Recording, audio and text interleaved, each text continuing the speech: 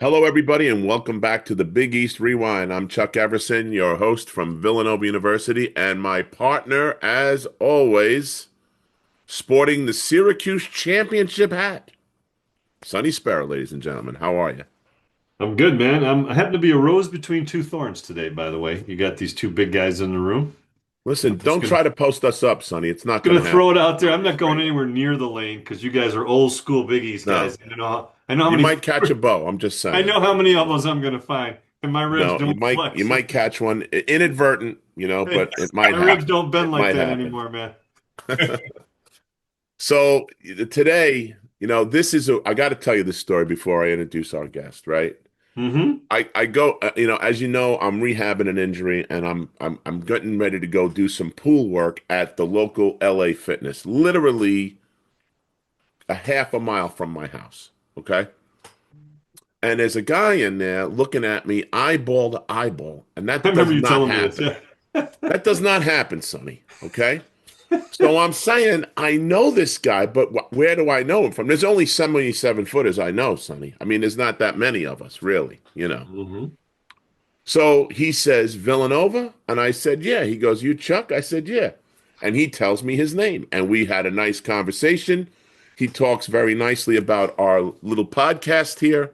And the next thing you know, he's here tonight to join us on the podcast. So there you go. That's how it works with us, Sonny. We're not just good, we're also very lucky. That's what I could tell you. Just like the 6 degrees of Kevin Bacon separation. Chuck has his own. He has connections. He has tentacles all over the place, man. He You never runs into know. people. He has You never great. know who's going to pop up on the Big East I'm Rewind. telling you, Rob. He told me too. He goes eyeball to eyeball, like he was shocked, and I Well, I knew it was someone. so I want to have a disclaimer though. We were both fully clothed in the locker room. Yeah, that's true. Okay, that's okay. That's I true. wasn't going with the other Very visual. true. That's okay. Yeah. All Nobody, right. nobody Let's wanted to see. get that out in the open right He did away. talk about the pool, so I'm thinking bathing suits. I'm good. No, I'm good. I believe me. We're good. All right. So without any further ado, our guest today played on the 1985 St. John's Final Four team. He also played a couple of seasons in Alabama. We'll talk to him about that. But more importantly than that, he's done so much good for so many people and everything that he's accomplished off the basketball court. He went back to school. He got his master's degree. He was involved with an alcohol and substance abuse program. He started his own substance abuse house for people that are in trouble. He's helped a lot of people. He's been um, in the District 36 in the city as the assemblyman, the councilman, and he's done a lot of great things. We're going to talk to him. And Sonny, fun fact, before I introduce him, he was also in the Guinness Book of World Records as the tallest politician in the world. How about that? I love that, Until man. some guy beat him out by an eighth of an inch or something stupid. We'll ask him about that. But I say we no, remeasure. I say we remeasure. I'm telling you, because he's legit 7 foot. There's no doubt about that. So what? So here he is from St. John's, Rob Cornegy. How are you, Rob? I'm great, man. Thank you so much. And just for the record, this guy is some little known. I don't even know what office it was in South Dakota. They South Dakota. South Yeah, right. Dakota tax assessor's office. I don't even think it's a elected office, but whatever. He So could have been Hey, that's okay. Sasquatch. You don't even know. You don't even know in I'm South glad you're Dakota. over it, Rob. I'm glad yeah, you yeah, got. it took a little while, but I finally got over it. I didn't take a trip to South Dakota, which they asked me to do, to go to South Dakota to like, visually duke it out. And I was like, I'm not doing that, bro. That But would be a No, great moment, crazy. man. That would be a social media bonanza. So, so Rob, I got to tell you, we do our due diligence here. We go through. We have a team, a crack staff of guys that go through everybody's thing, everybody's past history, everything to come up with stuff. And I uh-oh. talked to somebody in particular, myself, okay? And I'll reveal that person in a minute. But there Investigative is journalism. only, Rob, there is only one way to start this show today. Only one. So I'm asking you, what is the word of the day? Ah, how did, how did you get that? I literally just hung up the telephone from a doctor talking about that is incredible. I told you, we're good over here. We're Hey, this professional is good journalists, galley, right, man. Sonny? Tell them. Will you I'm tell them? telling you, man, we're professional journalists. What do you want me to tell you? I spoke to a close personal friend of mine and yours, Oh, I know who Ron, it is. Ron Stewart. I knew it. I knew it was Stu. Yeah. I knew it was Stu. I knew it was Stu. And I would say, So you got to give us a word of the day to start and explain what I'm talking about to everybody. it's funny because I got to tell this quick story though, Chuck. So I literally get off of a call with a publisher who's working with me on, some kind of book, right? And so I'm telling him that one of the things that I did that I used to do and get admonished for was this word of the day I used to play. I go to the dictionary, I get a word, I use it in a sentence, and then I'd stump everybody with the sentence. We go on a podcast about 5 years ago, and Ron Stewart brings it up. He's like, remember the word of the day? And I was like, you remember that? So this literally just happened a few minutes ago where we discussed this. The word of the day was, like I said, I'd find a word, I'd use it in a sentence, and then I'd spend the day pissing everybody off by continually using the word that probably nobody knew. And, Right. and I got a big kick out of that. So Stu was one of those people who did not support me in this, Chuck, by the way. Like he did not support this until later on. He looked back on it and he brought it up and he thought it was cool. So Yeah, he told me all about it actually. So it was funny because Ron and I know each other since we're about 9 or 10 years old, from Brentwood, Long Island, of course. And it was great that we were both in the Final Four at the same time, which was really cool for the two of us because we know each other so long, and we were each other's rivals because we played at the same high school, but there was two different sports teams. There was a Sonderling, which is where Ron went, and I went to Ross. oh, So so it was a rival, but a friendly rival nonetheless. We hung out, and him and Jeff Stewart, his brother. Jeff wound up being a teammate of mine, but he's always been a great guy. And matter of fact, when we were at the Final Four, Dwayne McClain and I went to your hotel and hung out with Ron.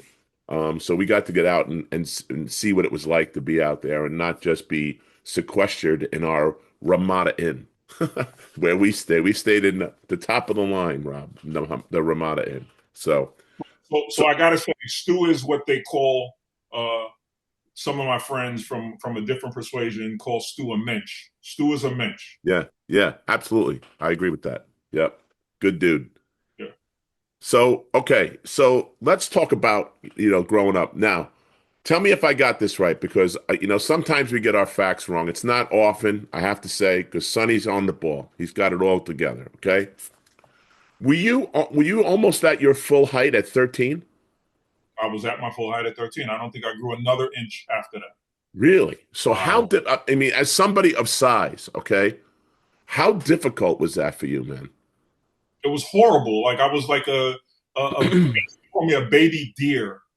So in the fawn or whatever it's called is trying to walk. That's what I Yeah. looked like at 12 and 13 years old. Wow. At 7 feet 210 at best. Now, So were you playing any other sports like soccer or baseball or anything else? Did you have anything else going on? Funny story, and shout out to Chuck Granby, who was my high school coach. I was in the band. I was in the jazz band. I played the baritone sax, and I was on my way, and I happened to go past the gym, and he comes out of the gym and goes, "Where are you going?" And I was like, "I'm going to band practice." He was like, "No, sir, you are not." And that was my last day in band practice. He gave me the story about, so here's the funny story. He gave me the story about being able to go to college for free on a Hey, wasn't scholarship. wrong. Yeah, but I could have gone on a band scholarship too, though. I didn't know that. He sold me on the idea that wow. No. It's the best thing that ever happened to me. Let's be clear. I'm only joking. The relationships like Ron Stewart and like other people that I was able to establish through the sport of basketball. And Chuck, we didn't talk about this, but I got to play overseas Yeah. for many years. I got to play in Israel and Turkey and France. Yep. So that experience, I don't know if I go to France playing the baritone sax, right? So Probably not. I got to see the world through that sport. So my heart, I'll always be grateful for that opportunity. So was that something that you wanted to play, or did Chuck talk you into that?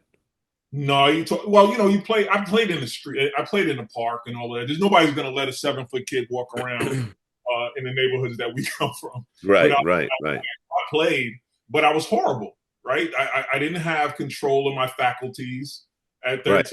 I'm flailing all over the place, so it wasn't a pleasant thing. But Chuck took the time to train with me and to build some muscle and got me to a place where I got to be all city and all of that kind of stuff. So If I I'm couldn't not, even imagine at age 13, because puberty hits different kids, different ages, and all of a sudden you got to use deodorant. I mean, all these different things are going on, right? And you already have this really distinguishing feature, right? Far beyond others. I couldn't even imagine that, like trying to get your body parts working with the other body parts. That had to be some challenge. And what were some of the things that he used to help you do? Just simple things to get you to have a little bit of success. I think the best thing he did was the footwork portion of it, right? So yeah.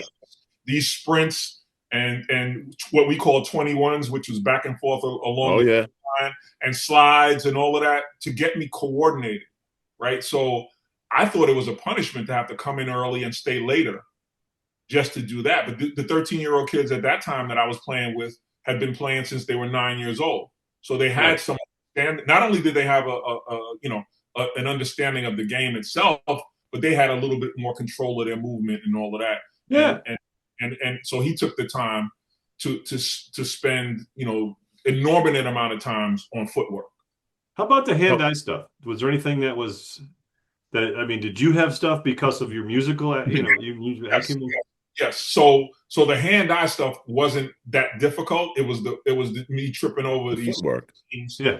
at 13 years old, really not understanding, I laugh sometimes when I see pictures and people will post pictures from high school. I look crazy, right?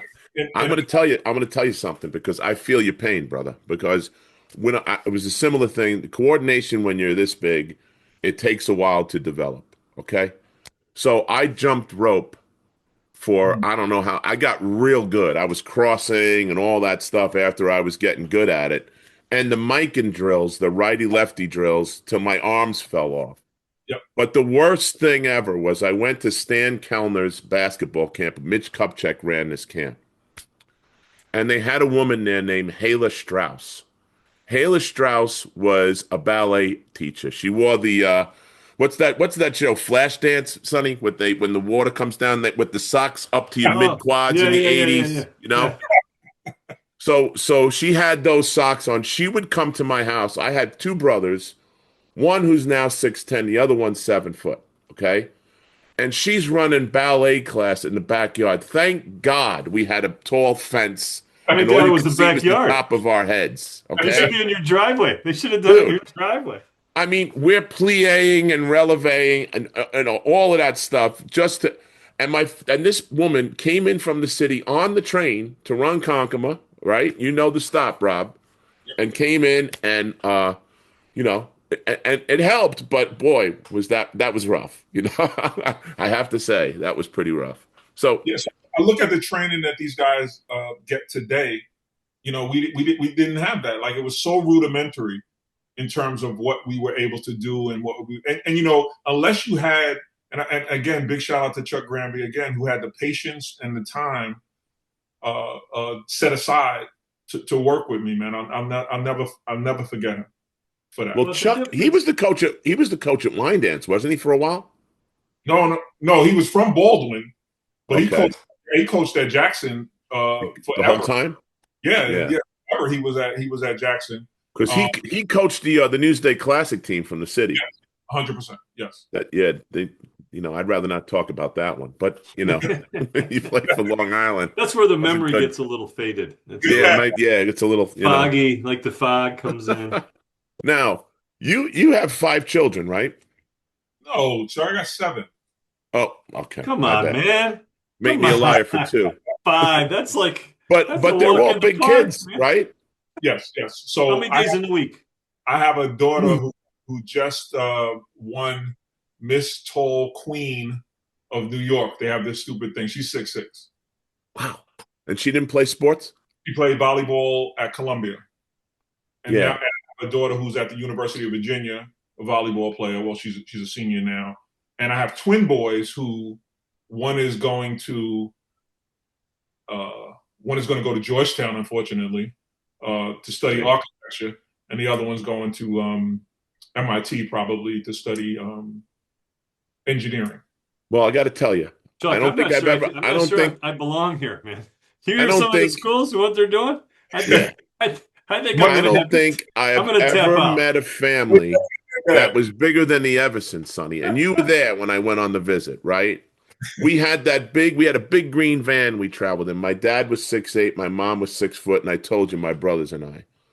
And it was like a clown car for giants. All these bodies kept coming out of the car, right? And I'm like, oh my goodness. And now the Cornegy family, oh my God, it's unbelievable. But Unbelievable. listen, look at the schools that they're going to, man. It's Oh, it's phenomenal. I'm Are you not sure kidding? mentally I could keep up. And you know what? And you have to be a good dad and be adverse to, the trials and tribulations of being that tall, especially as a woman. That's got to be tough. And so I know you've probably had some good father-daughter talks over the years, I'm sure. Absolutely, but I will say that my daughters, one of them calls me a height supremacist because every time she go on a date, I'd be like, "What are you doing? You're gonna kill your gene pool. Like, what are you doing?" So she dated a guy who was really nice. He was the third fastest person in the country. He ran the 400, and I was like, "Well, I guess you could marry him at 6'4", but that's not really where you should stop. Like, you're supposed to, keep this thing going here." And they always like, "Oh no, it's who you love," and I'm like, "It's not. This is not what we're doing.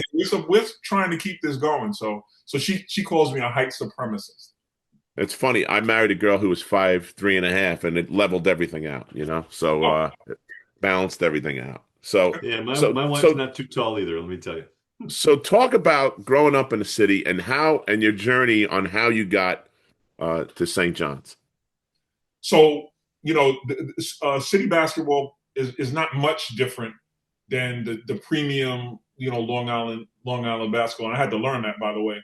But the city's really, really difficult. Those playgrounds, now it's a little different, right? Nobody plays in the playground anymore. They have to play in air-conditioned gyms with certain conditioned flooring and all of that. We play on concrete. I was just telling my son the other day, he's like, "Oh, Dad, we're expecting 14 inches." I said, "Bro, when I was a kid, we shoveled the snow in the driveway at 14 inches just so we could play and elbow the crap out of each other as kids." Like, I don't understand. But it was really a great experience, right? So I grew up in a time where the centers at that time were it was me, Olden Polynice, John Sally. Now, both of them are a year ahead of me, but Olden Polynice, John Sally, those are the guys that came out of the city that I got to play with and against. Richie Adams. Those are guys. Yeah, Richie Adams was good. Yeah, I just want to tell you, I had a little flashback. We were just talking before the show.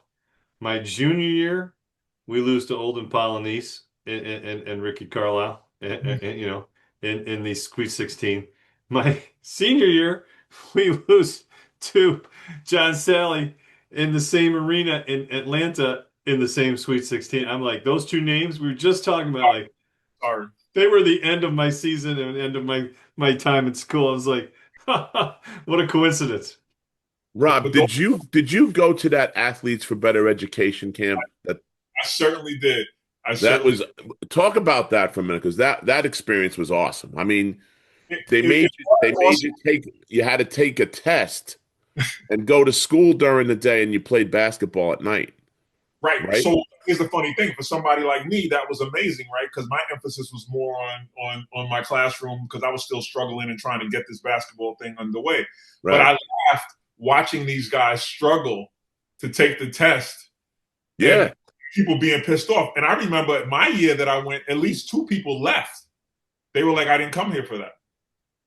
Right. And so, but it was a great opportunity, and it actually was kind of a guidepost for what would be happening on the collegiate level, right? Yeah, so I thought it was a great premise. It was. I mean, and listen, Pearl was there, Walter was there, all the guys you were going to play with down the road, in college, Yep. with and against were all there, and Spider Sally was there.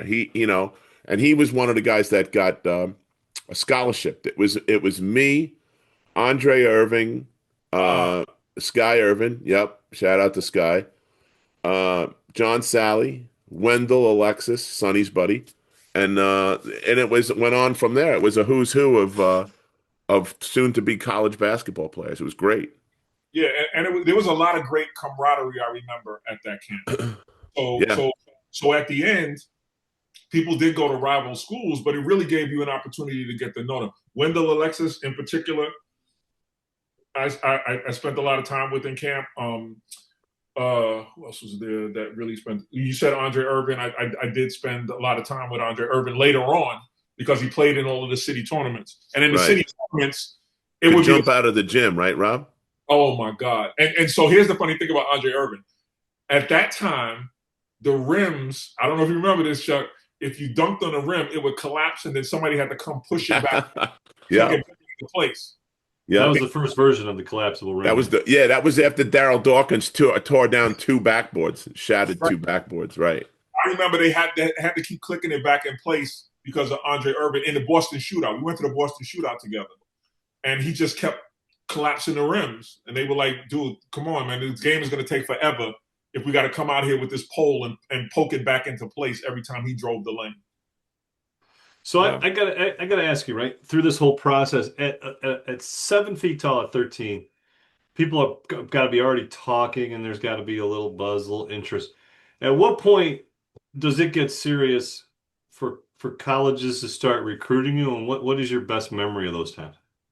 So it's my junior year, and so I was my freshman and sophomore year. I was an offensive liability. Let's just call it what it was.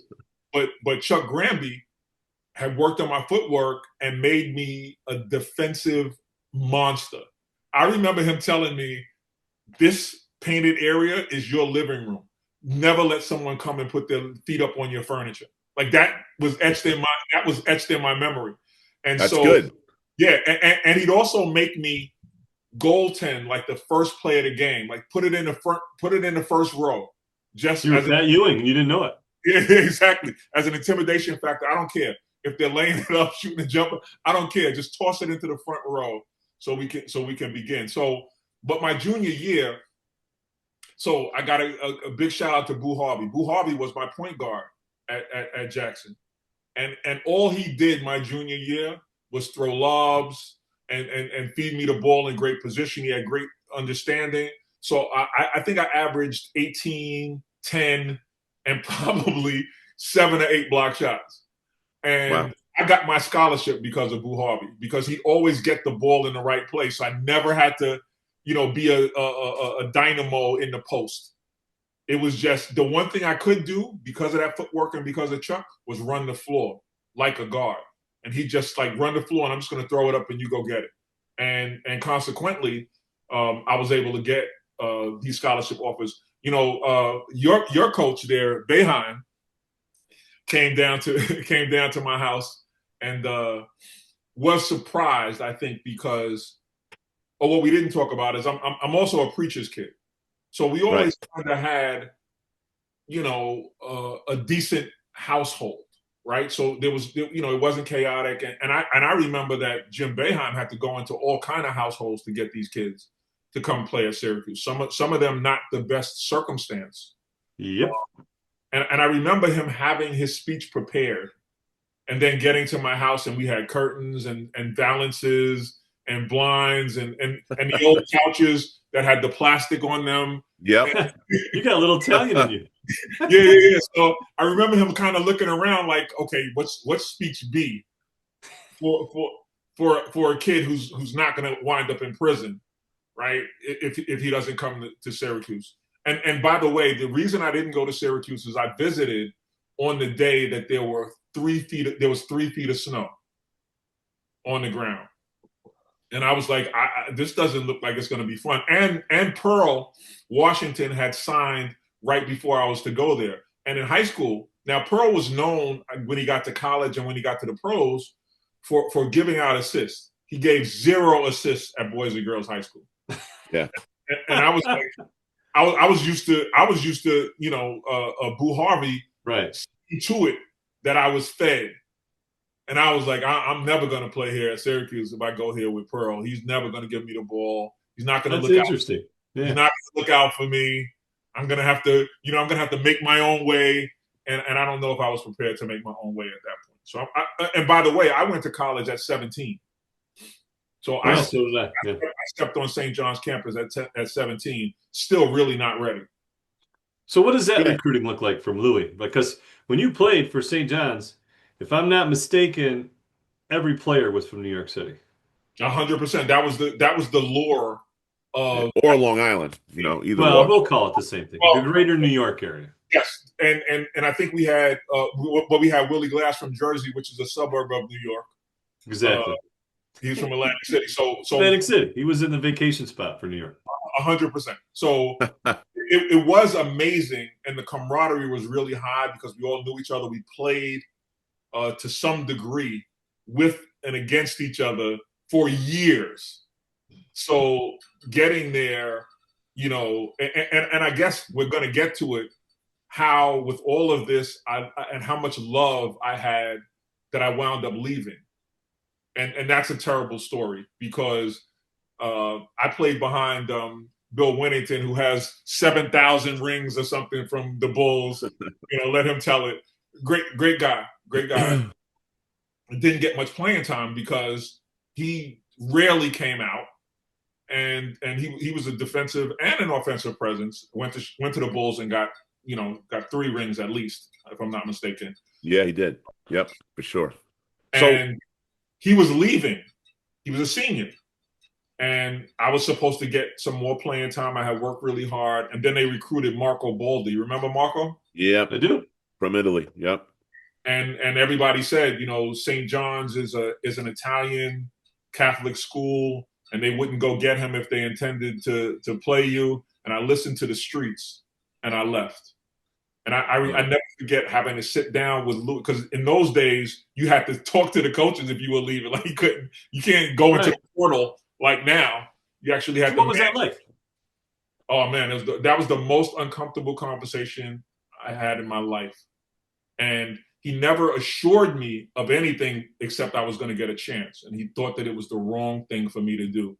And that following year at the University of Alabama, we met St. John's in the Sweet 16, and he acted as though I hadn't broken his heart. He gave me the Italian 2 hands, kiss on both cheeks at the game, and said he loved me, which was probably some tactic to get me to be softer. Now looking back on it, but yeah, that was you're not supposed to look at things and say if you had another chance, you do them. Everything happens for a reason, right? We grew up with that. But if I could change anything, honestly, leaving St. John's, I would change that. But don't you think? I mean, in retrospect, that's just his personality, and he's being true. And I'm sure his emotions and feelings towards you didn't change. 100%. And I say that because I wanted to lead up to the fact that when it was all said and done, I still had to come home. Right. And was a member of the St. John's family forever. Like, so right. I was never, when I came back, I still work out in the gym with these guys. Louis would still invite me to dinner. So you know what? In the African-American community, we're not as much known for guilt as some other ethnicities and some other demographics. But my guilt, like Italians and Jews, is that what you're talking about? I didn't say it. Catholics. We're very similar. Come on. He's the politician, Sonny. You got to remember who he's talking to, man. But come on. Let's talk about the elephant in the room. My guilt was on 1,000 every time I would come home because he acted as though I never left. Even up until the time that, I went to his funeral. Yeah. And his caretaker and some of his close staff came to me and said, I don't know if you noticed, but Coach used to watch you on television giving speeches and actually cry. And I'm like, come on, man, God, come on, guys, like don't do that. They were like, no, he would he. That's what makes him different. That's what That's what Yeah. makes makes him different. he. So I was almost prodigal son esque. Uh-huh. Oh yeah. Always welcoming. And even at his funeral, people came and said, "Yo, he said so many nice things." You'd come up on the news feed that he was watching the news, watching some sports program, and it would come up that council member, whatever, and he'd go, look at our guy." So you know, if I wasn't guilty, if I didn't feel guilty then, even then. So no, you're absolutely right. Louis did a better job, in my opinion, at least with me, of making a young man into a man than sending somebody to the league, right? Yeah. And we know the league doesn't last, but Right. making good quality young men into men that are productive and do. I know this is going to sound corny to your viewers, but I can't say it any other way. Like that, the way that he treated the athletes that were under his purview. Yeah. I would be lying if I didn't say a part of me was able to accomplish what I was able to accomplish because of Louis. And I'm not being corny. I'm absolutely 100% because he helped me usher me in as a 17-year-old who steps on campus, who doesn't, in his words, doesn't know shit from Shinola. Right. Right. You So I know, got to ask you, huh? most important question now, most important question. At Dante's, what's your favorite meal? There's a chicken entree that he has. It's chicken and sausage. That was my absolute Oh, I to this love day. it. It took him 1 second. Yeah. Oh no, I Not just had a even. flashback of eating at Dante's. I didn't Gee. even finish the question. Oh, speaking of that though, Winnington used to gross me out because he ate rare steak. Just for the record, Oh. it's not a Yeah. lie. So that thing was still mooing every time you get a steak. Yeah, Wow. their idea of cooking it is walking it slow through a warm room. That's it. Yeah. Yeah, So I don't know. I learned that was what they did was blanch his steaks, which is what Anyway, to That's each his great. own. I can appreciate what you're saying, Rob, because I had a similar experience with Coach Massimino. It's the Italian heritage that Yes, sir. came out of those guys, and they did more for us as men than they did as basketball players. You're 100% right. The life lessons go on and on and on to this day, And when I get together with the guys, we're always talking about some of the things that he used to say, as I'm sure you do with the St. John's guys. 100%. So one or two things on 85, and then I want to get into, all the other Yeah. great stuff that you've been doing. Okay. Yes, sir. So 85, you guys get to the Final Four. All right. It's back and forth, back and forth. You and Georgetown are the number one, number two teams in the country all year long. Luckily for us, you guys wind up playing each other. Okay. So we didn't have to play either of you before we got to the end. I got to be straight with you, okay? We were rooting for Patrick and the boys to win because you guys had our number that year. Yeah. Tell me your thoughts on that, because I mean, I think Walter was the secret sauce at that point. When he came, things changed on the St. John's campus, right? Yes, 100%. But there was also a lot of, Walter. I love Walter, but he brought a brand of basketball that wasn't as cohesive as it had been in the past. And Right. so there was a little bit of angst and anxiety around Walter being there. Walter had to have the ball, and Mark was accustomed, and Mike Moses was accustomed to getting the ball to Chris. And so it wasn't as easy. It wasn't as easy a fit from my perspective as it had been prior to Walter's arrival. He was an asset, 100% an asset, but the complexion of the team changed. Like if I'm Mark or Mike Moses at the point, all I got to do is get it to Chris. Right. Now I got to appease Walter, who's got to have the ball in his hand.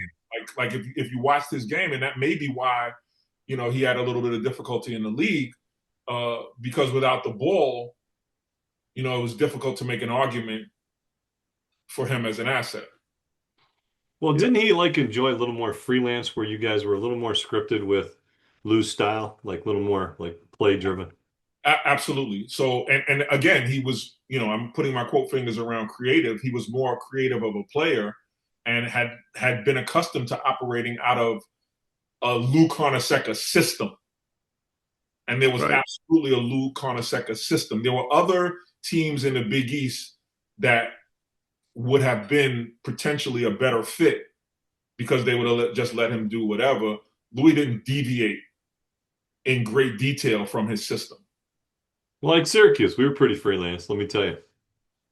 Yeah, And yeah, we were not scripted. 100%. But Now, but was that because of Boeheim, or was that because Pearl said, "Screw this, I'm taking over"? No, it was it was Coach Boeheim. I mean, that was his theory was get the ball in guys' hands that make plays. Yeah, well, good strategy. Got 1,200 wins. That's not bad. So, so Rob, so now you leave St. John's. We talked about that. You go to Alabama.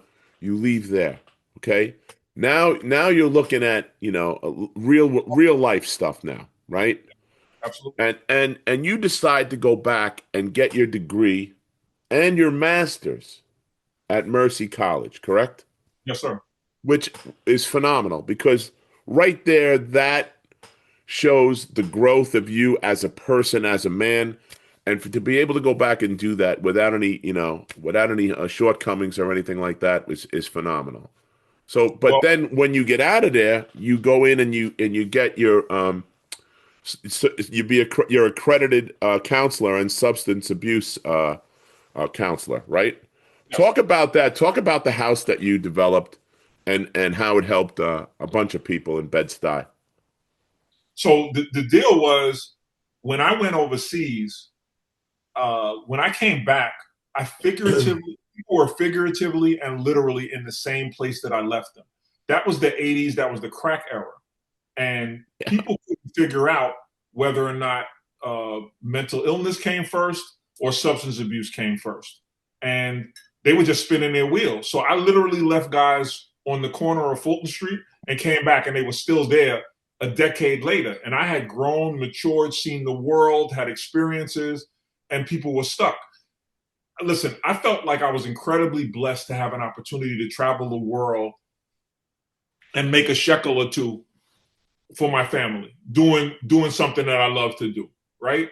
And then Yep. there's people here who are having, the time having the worst time ever, and I wanted to do something. I told you I come from a pastor's family Right. who had served his community, and so that was ingrained in me. Service was ingrained in me.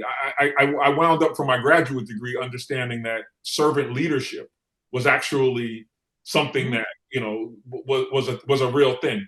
So nobody would let me anywhere near a pulpit. So I was like, I got to do something, and I wanted to follow in my father's footsteps, and I wanted to make a difference in the community that I came from. So I wound up buying a building with some of the money I had made, and housing men who they couldn't determine whether or not substance abuse came first or mental illness came first. Wow. Which was they call them MICA, which is mentally ill chemical abusers. And at that time in society, they didn't know what to do with those folks, whether they could run those two diseases and treat them concurrently, or whether or not they had to be separate. And I just said, with really no experience, and that required me to go back to school and get more education. So I kind of did it the hard way. And Chuck, I got to be honest, I was going on job interviews after basketball was over, and people were Right. they're talking about the Final Four, and then they still wouldn't hire me, right? So that they get me to tell all the great stories in the world, but I still wasn't qualified, to do what the job was, and I didn't want that. That hurt my feelings so bad. I didn't want that to be the case. And if you don't give me a job, that's fine, but it won't be because I'm not educated. And so So how did you go from there? Take us on the journey that you took, Rob, from there into the world of politics. another great story. The political leaders at the time had focused all of the resources, city, state, and federal, on HIV and AIDS. And I was like, no, we got these guys who, yeah, HIV and AIDS may be a tertiary condition that they have, but substance abuse and mental illness is where we really should be focusing the dollars. And they said, hey, look, kids, you don't know what you're talking about. Let us do this. And then I just said, okay, I'm going to follow the trail of money. Where's the money? City, state, and federal funding. I'm going to go after that money. And I woke up one morning and like, you know what? I'm going to run. Be part of the solution. You're going to be part of the solution. Absolutely. And just for the record, my first run, I lost miserably. But as an act of resilience, I was like, there's no way. Okay, I know what I did wrong, right? Back to Chuck Granby and Lou Carnesecca and all of the folks who had ingrained in me a level of resilience and perseverance. Okay, here's what I did wrong. You know, I'm going to plug these holes, and then I'm going to run again. And people said, "You're going to run again? You know, you're going to wait. This guy's got to do 8 years, and then you're going to run again." I said, "I'll better myself in those 8 years. I'll be more prominent in my community, and it'll be inevitable that I'll win." Now that could have went up in flames, but it didn't. I stayed and I worked really hard, and people thought, for whatever reason, that I had something to contribute to the community, and then served 2 successful terms in the city council, which you can only serve 2. Right. There are term limits on the council. So now you're in there. You've got no political experience. Were you even the president of your class in high school or anything like that? Absolutely not. No. Not at all. So how do you know what you win? Okay. How do you know what to do? I wouldn't have a clue. What, you're going in there, you don't know the ins and outs of the office and what's tolerable and what's not, what's unspoken and what's not. How did you navigate through all of that? So my predecessor, the great Al Van, who was also a ball player, by the way, but way before us. Okay. Went to Lane High School and played there. But anyway, he saw I lost to him the first time, and then he took me under his wing and he said, "You know what? I want you to go work for city council." And I was like, "Work for city council? They pay $50,000 a year. I can't support my family on $50,000 a year." He said, "Figure out a way to do it. I want you to be a legislative policy analyst." So I was the first Black male policy analyst in the New York City Council's history. And I did that for 2.5 years. So I learned policy in and out. I learned how to write policy. I learned how to navigate a system that's unforgiving. And so by the time I got elected, I had already been in that system. I had been the president of my political club. I learned, it was on the job training, but I did. JT. Yeah, but I did learn, and I was invested in that. So I saw the end, and I walked back from the end. I'm going to be elected. This is what he said. He said, "If you do these things, you'll be elected." And then I walked back from that process. What do I need to know? Who do I need to know? How will I be successful? Because a lot of people will run for office, and their level of success is winning an election. That's not success. Success is being able to, forward legislation that changes the way we do business, and we did that. So the thing that I'm the most proud of is not winning an election. It was how we left things, how it was when I left. You're perfect because you're leading me right into what I'm going to ask you next. So you had a bunch of bills passed that have never been done before: the lactation bill, the Caliph Broder bill, the commercial tenant and harassment bill. Talk about some of the things that you accomplished during your time in office. So they have it that I was in the top 10 percentile every year I was there of substantive legislation that's produced. The reason that's important is, and I don't want to tell all my colleagues, but people just put in legislation so that they could pad their stats. Let me Absolutely. say that we could understand that. Like Moses Malone, offensive rebound. Exactly. There was first of all, let me just tell you this. When I got to the New York City Council is a 51-member body. I thought it was like going to the Boston Shootout or going to an all-star game where you have 51 members who represent 51 districts. Right. Who are the best and the brightest that everybody sends. So you send your all-star there. Ooh, not so much. That was not the case. People got there all kind of different ways. Some people were productive. Some people were advocates. It was all kind of different people in the room. And I had to readjust to say, okay, what was my goal? What were my goals being there?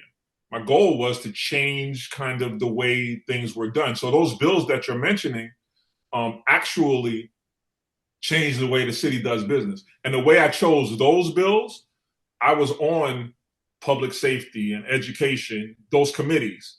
And I was like, I'm not going to sit on a committee if I can't produce a bill out of that. So some people will sit on committees because, again, you're padding your stats. If you look at somebody's bio, it says I was on the committee for education, I was the chair of housing, I was the chair of buildings, but you did absolutely nothing.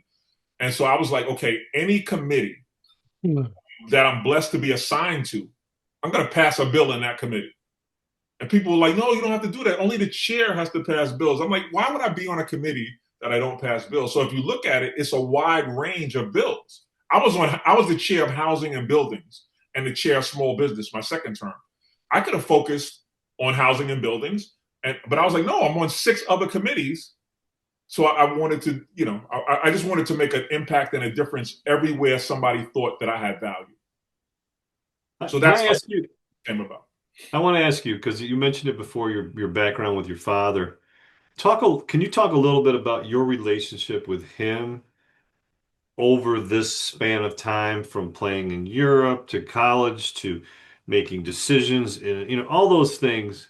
What does that relationship look like? And now, especially when you go into this area, what's that look like? Unfortunately for me, my dad passed when I was 13, which I got to go back to the original question, how I wound up at St. John's. I wasn't supposed to go to St. John's. I was supposed to go to Temple.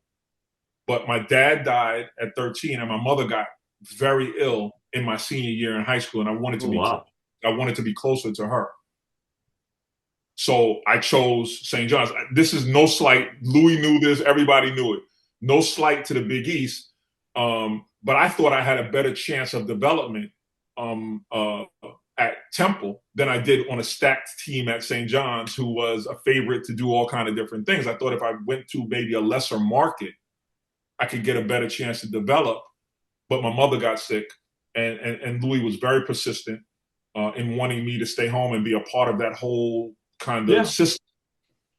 So that's actually how I wound up at St. John's. St. John's was always a top choice, but when I thought about what it's going to take for me to develop into the player that could have a chance to do something later afterwards, I thought I had a better chance at Temple, like a Dwayne Coswell. So Dwayne Coswell, after me, goes to Temple and then goes to the league and does 10 years in the league. Had a great career too. Had a great career in the league. I thought that because at that time Chaney was really, really trying to develop his program and getting players that he was going to work with day and night to develop them. But obviously, St. John's was a powerhouse. So no slight to them, but that's how I wound up at St. John's, was that my mother got really ill. So my dad, to answer your initial question, my dad passed when I was 13. So I was forced to take what he had taught me up until that point, and more what I learned by watching him, right? Because as parents, we're all parents here. Right. Your kids learn more from you from what they see than what you tell them. 100%. Yeah. So I got so they're learning what they live, right? Absolutely. So I got a great chance to watch my dad lead his congregation, lead a community, and learn from that. But we unfortunately didn't have a relationship. I think, 13 is probably, when I look at my sons, is probably the most important and impactful time to have your dad around. But thank God I had Chuck Granby and I had Lou Carnesecca. And Louis. That's 2 pretty good guys right there. Rob. Hall of Fame guys who stepped in and acted as surrogates for male leadership, 100%. But you talk about the things you did reflected on what you grew up with, so the lessons really did pass well into your adulthood. 100%. But those guys, both Chuck and Louis, like kind of picked up the mantle without even knowing it, right? Yeah. Because my dad was of service, and there's no 2 better guys that you can speak of service, in this city and in this state through through basketball, but that did that. And if you talk to anybody, if you talk to David Russell, if you talk to anybody who came through Louis' program, they're going to tell you that, I don't know, maybe I didn't like the playing time I got, but he always treated me like, gave me a pathway to being a productive man and a good father and a good contributor to society. At the end of the day, Sonny and I can both tell you, it's not about, nobody cares about how many minutes you played, how many points you scored, or any of that stuff, you know? Sonny and I are both the guy that kind of keeps their groups together, you know? Mhm. And like I said, nobody cares. And people get caught up in that. There are a lot of guys that you and I both know that can't get by the fact that they didn't do as well as they wanted to do. You know, instead of making peace with it and take that, and you had the relationship with Lou right till the end.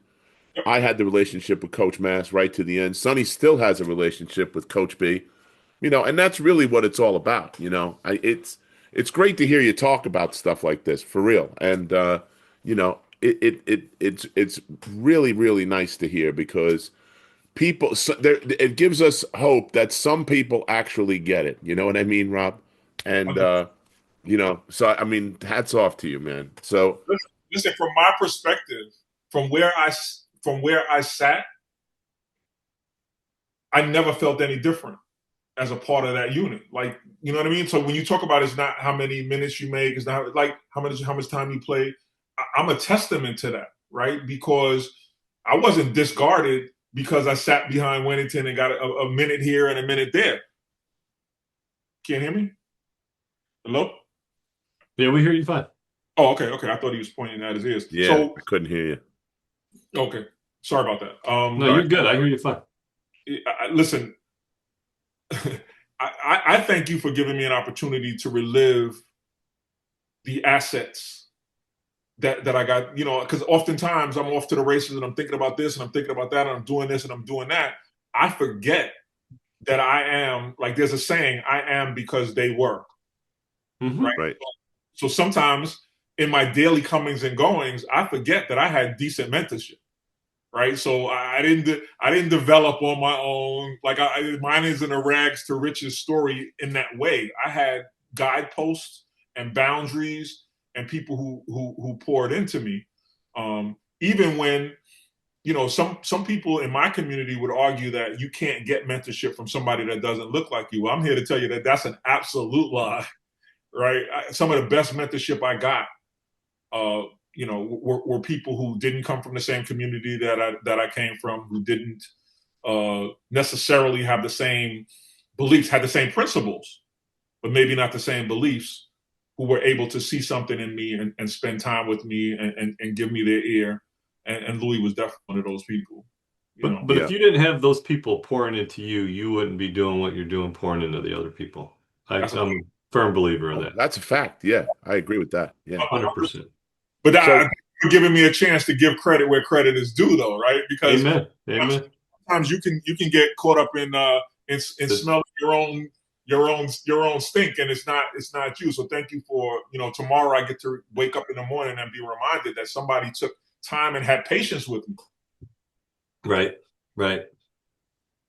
So, a couple more questions, and we're running up against it a little bit, but I got to know about two things. You served as a delegate for President Obama at the Democratic National Convention.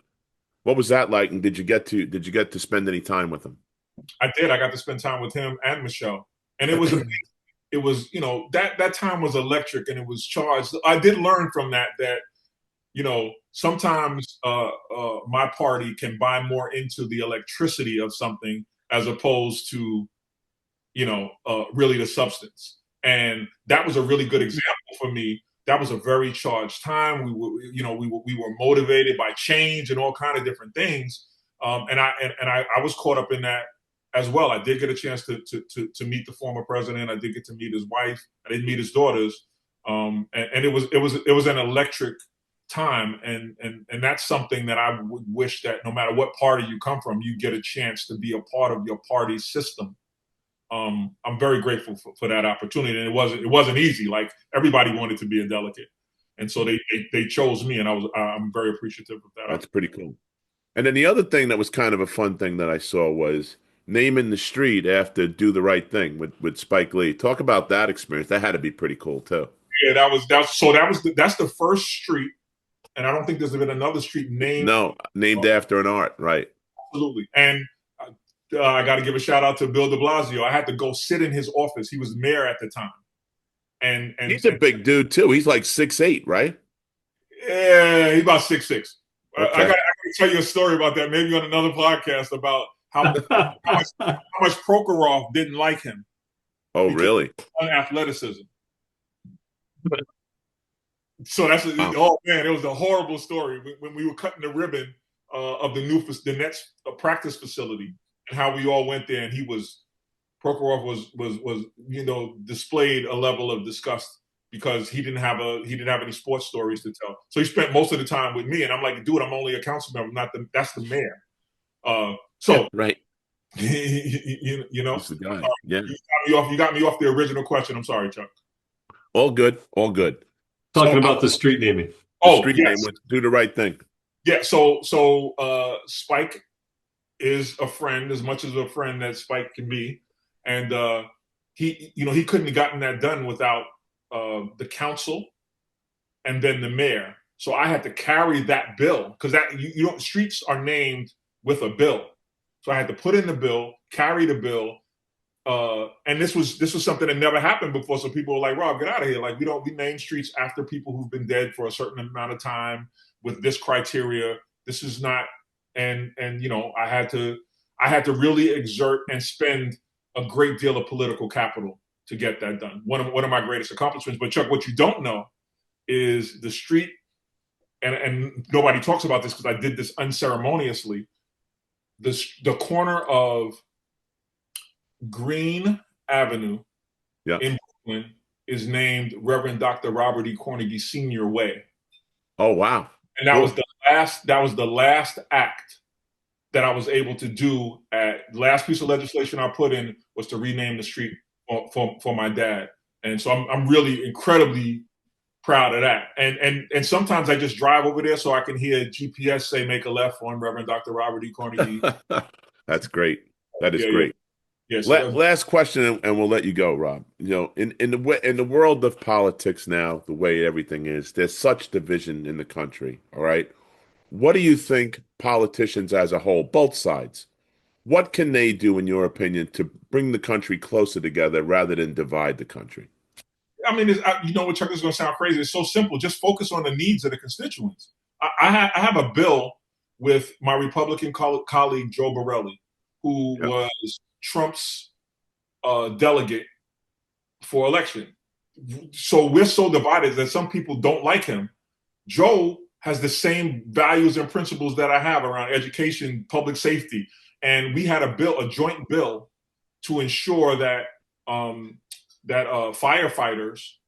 I was the chair of housing and buildings. He was the chair of unions. And so what people were doing were they were changing the interior design of big buildings. And so when a firefighter rushes in, he's got the architectural drawings, they don't match, and possibly he can die in a fire if you don't know. So we changed this bill. We did it together. It was very simple. Everybody lauded it. That's just simple. We focused on what the needs of that demographic was, firefighters and first responders, and we came together and produced what I think is a great bill. The simple, like focus on what people need and what they want. What a good way! What a good way to wrap this up, man. Well said. Well said. So, we thank you for coming and hanging with us, and what a great story. We had no idea, all the stuff that you've accomplished off the court, on the court. You know, you lived three lifetimes in one, Rob. You know that, right? I hope you realize that. You know. Thank God. Thank God. Yes. Yeah. So, You got more to do, man. yeah. You're not done yet. You're younger than us. So there you go. And you're gonna pass it on to your kids as well, too, right? You're gonna be That's able it. to see that. It's just awesome. That's awesome, man. Really Yes. is. Quick pass on story. My dad had a desk that he wrote his sermons on. I used that desk to write legislation on. The goal is to use that desk for my kids to draw plans, architecturally and engineering plans on that desk. You'll hear more about that when they graduate and they write their first group of plans from what they're thinking. Got some big shoes to fill, those kids. That's like the Cornegy Resolute desk. That's what that's like. Passed on, right? 100%. So pretty cool. So again, thanks for joining us, man. We appreciate your time. Hang great, out for a man. minute. Thank We you. got to wrap this up, and we'll say a proper goodbye to you. No You've problem. been listening to and watching the Big East Rewind with Chuck Everson and Sonny Sparrow. The Big East Rewind is produced and directed by Nick Chico Chorus and Daryl Gurney. Check us out and James Happ. Sorry, James. And check us out on the Sirius XM app, on YouTube, and wherever you get your pods. And don't forget to like, subscribe, and share it with a friend. Thanks a lot for joining us, everybody. Have a great day. Thanks, everybody. Thanks, Rob.